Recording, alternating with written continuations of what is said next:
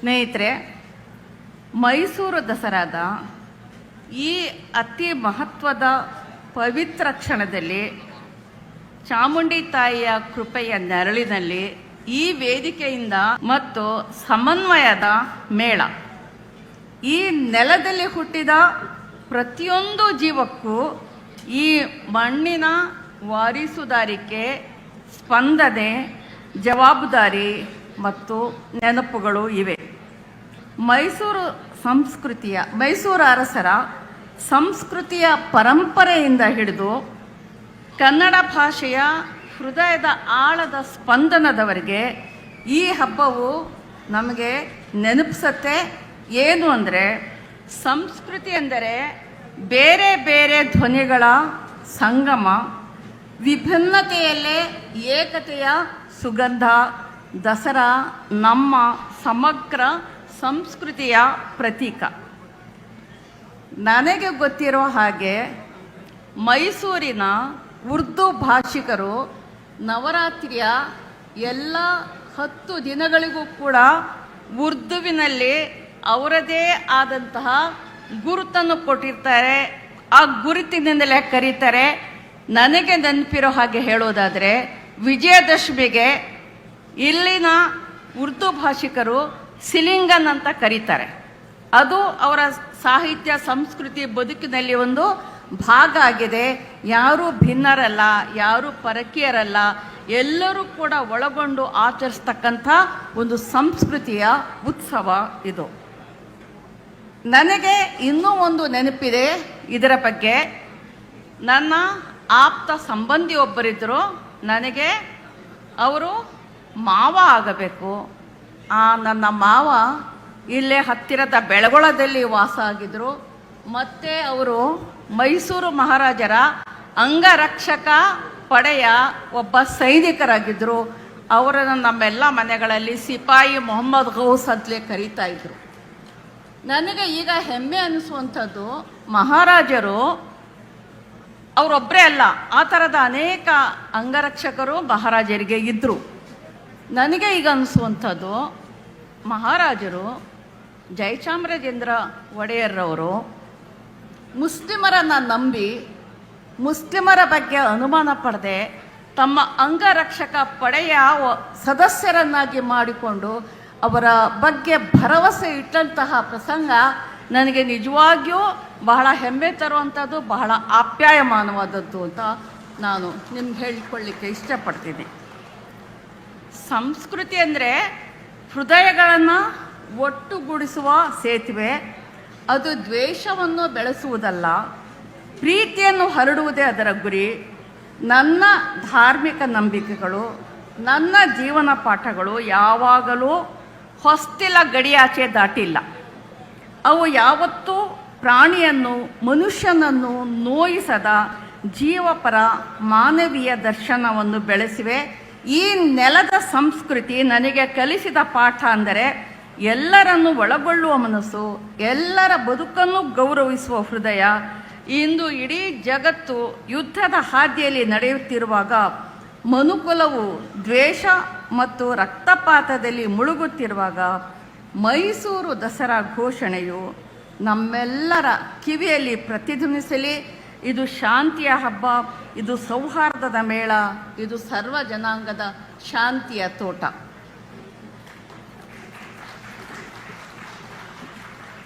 ನಾವು ಪ್ರಜಾಪ್ರಭುತ್ವದ ಮೌಲ್ಯಗಳನ್ನು ಗೌರವಿಸೋಣ. ನಾವು ಪರಸ್ಪರರ ನಂಬಿಕೆಗಳನ್ನು, ಸಂಸ್ಕೃತಿಗಳನ್ನು ಗೌರವಿಸುವುದರ ಮೂಲಕ ನಮ್ಮ ಬದುಕನ್ನು ಶ್ರೀಮಂತಗೊಳಿಸೋಣ. ಈ ನೆಲದ ಸುಗಂಧವು ಐಕ್ಯತೆ ಆಗಲಿ. ಈ ನೆಲದ ಹೂಗಳು ಸೌಹಾರ್ದದಿಂದ ಕೂಡಿವೆ. ಈ ನೆಲದ ಬಿಸಿಲು ಕೂಡ ಮಾನವೀಯ ಪ್ರೀತಿಯ ಪ್ರತೀಕವಾಗಿದೆ. ಈ ಸಂದರ್ಭದಲ್ಲಿ ಚಾಮುಂಡಿ ತಾಯಿಯ ಮಹಿಮೆ ನಮ್ಮೆಲ್ಲರ ಜೀವನಕ್ಕೆ ಮಾರ್ಗದರ್ಶನವಾಗಿರಲಿ. ತಾಯಿ ಚಾಮುಂಡಿ ಶಕ್ತಿಯ, ಧೈರ್ಯದ, ಮಮತೆಯ ಹಾಗೂ ರಕ್ಷಕತ್ವದ ಸಂಕೇತ. ನಮ್ಮೊಳಗಿನ ದ್ವೇಷ, ಅಸಹಿಷ್ಣುತೆ, ಹಾಗೆ ಇವುಗಳನ್ನು ನಾಶ ಮಾಡಲಿ. ನಾನು ಹೃತ್ಪೂರ್ವಕವಾಗಿ ಬಯಸುವುದು, ಈ ದಸರಾ ಹಬ್ಬ ಕೇವಲ ಮೈಸೂರು ನಗರಕ್ಕೆ ಸೀಮಿತವಾಗದೆ ನಮ್ಮ ನಾಡಿಗೆ ಮಾತ್ರ ಸೀಮಿತವಾಗದೆ ಅಥವಾ ನಮ್ಮ ದೇಶಕ್ಕೆ ಮಾತ್ರ ಸೀಮಿತವಾಗದೆ ಇಡೀ ಜಗತ್ತಿನಾದ್ಯಂತ ಮಾನವ ಕುಲಕ್ಕೆ ಶಾಂತಿ, ಸಹಾನುಭೂತಿ, ಪ್ರೀತಿ ಮತ್ತು ನ್ಯಾಯದ ದೀಪ ಬೆಳಗಿಸಲಿ. ಇವತ್ತು ಬೆಳಗಿರ್ತಕ್ಕಂಥ ದೀಪ ಈ ಸಂದೇಶದೊಂದಿಗೆ ಇಡೀ ಪ್ರಪಂಚದಾದ್ಯಂತ ತನ್ನ ನೆಲೆಯನ್ನು ಕಂಡುಕೊಳ್ಳಿ ಅಂತ ಆಶಿಸ್ತೀನಿ. ಸ್ನೇಹಿತರೆ, ನನ್ನ ಬದುಕು ನನಗೆ ಅನೇಕ ಪಾಠಗಳನ್ನು ಕಲಿಸಿದೆ. ಅದರಲ್ಲಿ ಒಂದು ಪಾಠ ಅಂದರೆ ವ್ಯಕ್ತಿಯಿಂದ ಸಮಷ್ಟಿಯ ಕಡೆಗೆ ಸಾಗುವ ದಾರಿ ಮಾತ್ರ ನಿಜವಾದ ದಾರಿ. ನನ್ನ ಧಾರ್ಮಿಕ ನಂಬಿಕೆಗಳು, ನನ್ನ ಜೀವನ ದರ್ಶನ ಯಾವತ್ತೂ ಕೂಡ ಜೀವಪರವಾಗಿವೆ. ಅವು ಮರದ ನೆರಳಿನಂತೆ, ತಂಪಾದ ನದಿಯಂತೆ. ಇಂದಿನ ಜಗತ್ತು ಯುದ್ಧದ ಜ್ವಾಲೆಯಲ್ಲಿ ಸುಡುತ್ತಿದೆ. ನಾವು ಅಸ್ತ್ರಗಳಿಂದ ಅಲ್ಲ, ಅಕ್ಷರಗಳಿಂದ ಬದುಕನ್ನು ಗೆಲ್ಲಬಹುದು. ಹಗೆಗಳಿಂದ ಅಲ್ಲ, ಪ್ರೀತಿಯಿಂದ ಬದುಕನ್ನು ಅರಳಿಸಬಹುದು. ಹಾಗೆ ಈ ನೆಲದ ಪರಂಪರೆ ನಮಗೆ ಹೇಳುತ್ತೆ, ಇದು ಸರ್ವಜನಾಂಗದ ಶಾಂತಿಯ ತೋಟ ಅಂತ ಹೇಳಿಬಿಟ್ಟು. ಈ ತೋಟದಲ್ಲಿ ಪ್ರತಿ ಹೂವು ತನ್ನ ಬಣ್ಣದಲ್ಲೇ ಅರಳಲಿ, ತನ್ನ ಸುಗಂಧವನ್ನೇ ಬೀರಲಿ, ಪ್ರತಿ ಹಕ್ಕಿ ತನ್ನ ರಾಗದಲ್ಲೇ ಹಾಡಲಿ. ಆದರೆ ಒಟ್ಟಿಗೆ ಸೇರಿದಾಗ ಅದು ಒಂದು ಸೌಹಾರ್ದದ ಸಿಂಫನಿ ಆಗಲಿ, ಮೇಳ ಆಗಲಿ, ಐಕ್ಯತೆ ಆಗಲಿ. ಪ್ರಜಾಪ್ರಭುತ್ವ ಅನ್ನೋದು ಒಂದು ವ್ಯವಸ್ಥೆ ಅಲ್ಲ, ಅದು ಒಂದು ಮೌಲ್ಯ. ಅದು ಪ್ರತಿಯೊಬ್ಬರ ಧ್ವನಿಯನ್ನು ಗೌರವಿಸುವ ಮನೋಭಾವ. ಅದು ಬೇರೆಯವರ ಬದುಕಿನಲ್ಲಿ ಅರ್ಥಪೂರ್ಣವಾಗಿ ನಡೆದುಕೊಳ್ಳುವ ಜವಾಬ್ದಾರಿ. ಅದನ್ನು ಗೌರವಿಸುವುದು ನಮ್ಮೆಲ್ಲರ ಕರ್ತವ್ಯ. ನಾವು ಎಲ್ಲರೂ ಒಂದೇ ಗಗನದ ಅಡಿಯ ಪಯಣಿಗರು. ಆಕಾಶ ಯಾರನ್ನೂ ಬೇರ್ಪಡಿಸೋದಿಲ್ಲ, ಭೂಮಿ ಯಾರನ್ನೂ ಹೊರತಳ್ಳುವುದಿಲ್ಲ. ಮನುಷ್ಯ ಮಾತ್ರ ಗಡಿಗಳನ್ನು ಹಾಕ್ತಾನೆ. ಈ ಗಡಿಗಳನ್ನು ನಾವೇ ಅಳಿಸ್ಬೇಕು. ಇಂದು ಈ ಹಬ್ಬ ಮೈಸೂರಿನ ಬೀದಿಗಳಲ್ಲಿ ಮಾತ್ರವಲ್ಲ, ಇಡೀ ಜಗತ್ತಿನ ಹೃದಯಗಳನ್ನು ಬೆಳಗಲಿ ಅಂತ ಹೇಳ್ಬಿಟ್ಟು ನಾನು ಆಶಿಸ್ತೀನಿ.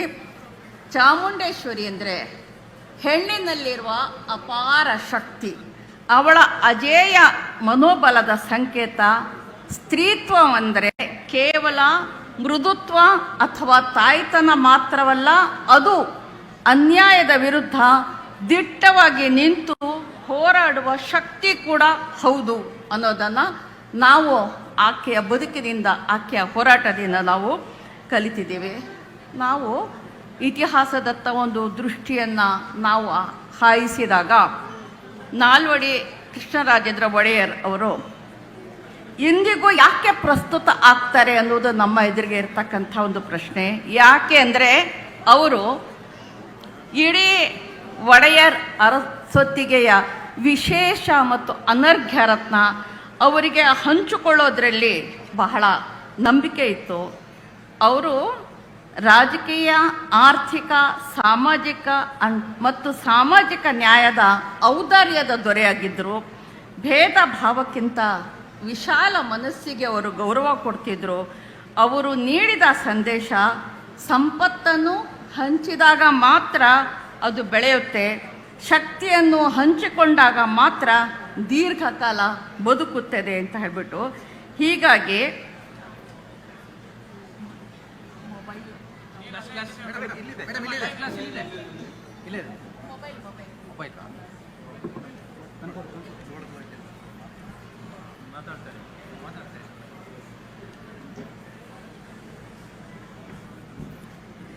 ಸ್ನೇಹಿತರೆ, ಇಷ್ಟು ಮಾತನ್ನು ಹೇಳಿ ನಾನು ಒಬ್ಬ ಸಾಹಿತಿ, ಒಬ್ಬ ಕವಯಿತ್ರಿ. ನಾನು ಕವನದ ಮೂಲಕ ನನ್ನ ಒಂದು ಸಂದೇಶವನ್ನು ನಿಮ್ಮೆದುರಿಗೆ ಇಡದೇ ಇದ್ದರೆ ನಾನು ಸಾಹಿತ್ಯದ ಜೊತೆಯಲ್ಲಿ ನಾನು ಅಪಚಾರ ಮಾಡಿದ ಹಾಗೆ ಅಂತ ನನಗನ್ಸುತ್ತೆ. ನಾನು ನನ್ನ ಒಂದು ಕವನವನ್ನು ನಿಮ್ಮ ಎದುರಿಗೆ ಓದಲಿಕ್ಕೆ ನಿಮ್ಮ ಅನುಮತಿಯನ್ನು ಕೋರ್ತೀನಿ. ಇದು ಈಗ ಬರೆದಿದ್ದಲ್ಲ, ನಾನು ಸುಮಾರು 10 ವರ್ಷದ ಹಿಂದೆ ಬರೆದಿದ್ದು ಪ್ರಕಟ ಆಗಿದೆ. ಇದರ ಹೆಸರು ಬಾಗಿನ ಅಂತ. ಒಬ್ಬ ಮುಸಣ್ಣನ ಎಡಹೆಗಲಿನ ವಲ್ಲಿಯೊಡನೆ ಮಣ್ಣಿನ ಗುಣ ಹೀರಿದ್ದ ನಾನು ಭಾನುವಿನಿಂದ ಜಯ ಆಗಿದ್ದು ಹೀಗೆ.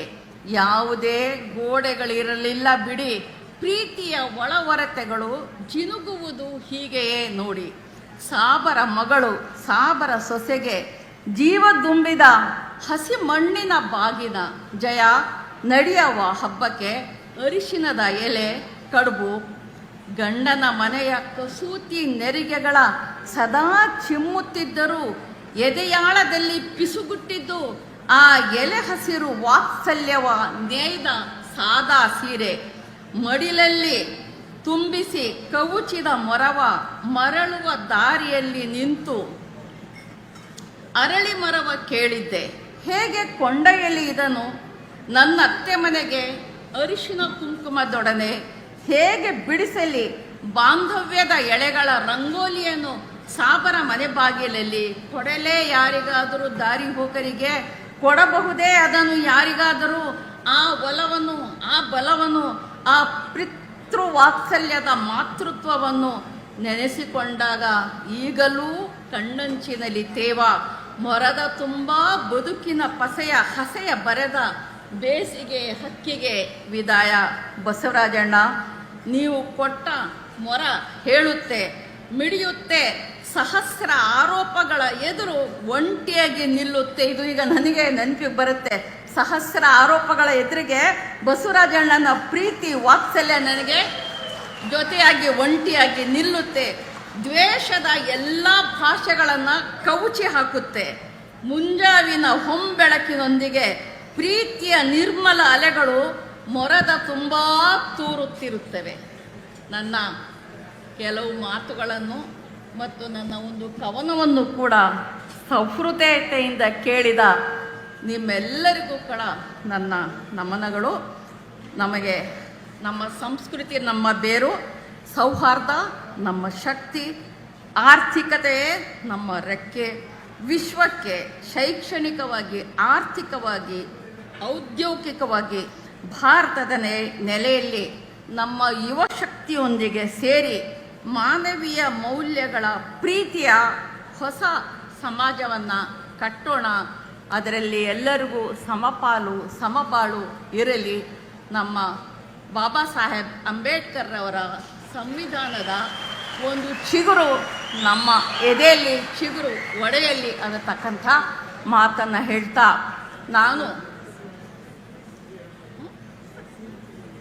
ನಾನು ಇದುವರೆಗೂ ಸುಮಾರು ಕಾರ್ಯಕ್ರಮಗಳನ್ನ ನಡೆಸಿದ್ದೀನಿ, ಆಹ್ವಾನಿತಳಾಗಿದ್ದೀನಿ. ನಾನು 100 ಸಾರಿ ದೀಪಗಳನ್ನು ಬೆಳಗಿದ್ದೀನಿ. ನಾನು 100 ಸಾರಿ ಪುಷ್ಪಾರ್ಚನೆಯನ್ನು ಕೂಡ ಮಾಡಿದ್ದೀನಿ, ಮಂಗಳಾರತಿಯನ್ನು ಕೂಡ ಸ್ವೀಕರಿಸಿದ್ದೀನಿ. ನನಗೆ ಹೊಸದಲ್ಲ ಇದು.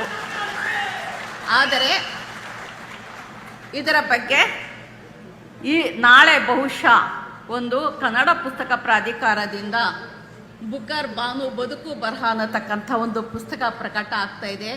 ಅದರಲ್ಲಿ ನನ್ನ ಆತ್ಮಕಥೆಯ ಒಂದು ಭಾಗ ಪ್ರಕಟ ಆಗಿದೆ.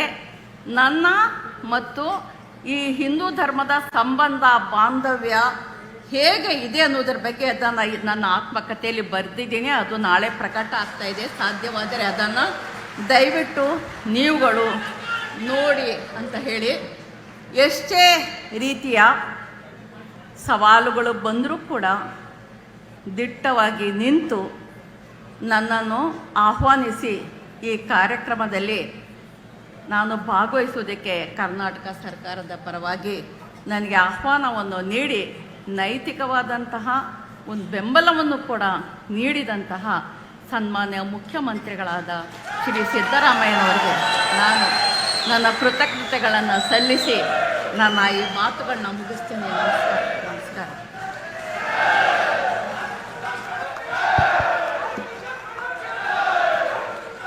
ಮಕ್ಕಳ ಭಾವನೆಗಳನ್ನು ಮನಮುಟ್ಟುವಂತೆ ತೆರೆದಿಟ್ಟು ಅಂತಾರಾಷ್ಟ್ರೀಯ ಬುಕರ್ ಪ್ರಶಸ್ತಿಯನ್ನು ಪಡೆಯುವ ಮೂಲಕ ನಮ್ಮ ಕರುನಾಡ ಕೀರ್ತಿ ಕಳಶಕ್ಕೆ ಮತ್ತೊಂದು ಗರಿಯ ಮೆರುಗನ್ನು